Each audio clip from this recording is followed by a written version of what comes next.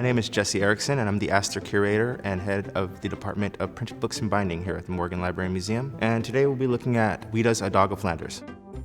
Maria Louise Ramé, better known to the world as Ouida, was an immensely popular writer of fiction during the Victorian period. The story of how she adopted the pseudonym is actually quite fascinating. She had trouble pronouncing her name as a child. In the process of trying to learn her name, Ouida is what came out, and she sort of adopted that. A Dog of Flanders is Ouida's most popular story as of today. A really, really poignant, sentimental story of a coming-of-age boy and his dog tale, and the main characters are Nello and Patrache. And Nello is a talented artist who's full of ambition, but extremely poor. And it's a story about somebody who has the drive to realize his vision, but the cruelness and the harshness of life just thwart his ambitions at every turn. And he stays true to his spirit throughout it all. So it's sort of an inspirational story, as sad as it is.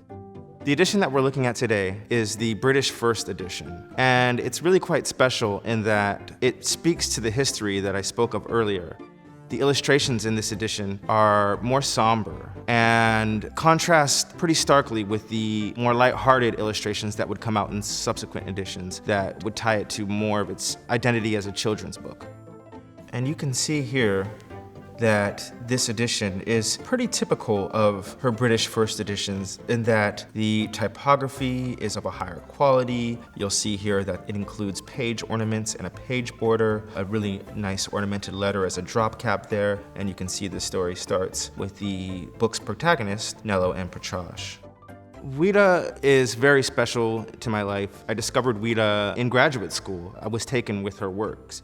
And since then, I've become a scholar of Ouida and a collector of her works. No other author's work has resonated with me personally as much as Ouida's has. Her stories are immensely entertaining. She paints word pictures. Her prose is very poetic. And her stories are quite relevant to a lot of the issues that we face today. She's written about everything from violence of the police to gentrification, and all coming out of the 19th century. So it's just really, really exciting to read examples of that.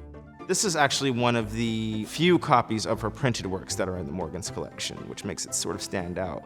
The Morgan does a really good job of painting a comprehensive picture of the literary scene of a period. And in this case, we get examples of both literary authors and more in the commercial side of the spectrum. And I think Ouida really kind of straddled the line between the two, but was extremely popular among the public, so sort of a people's writer, so to speak.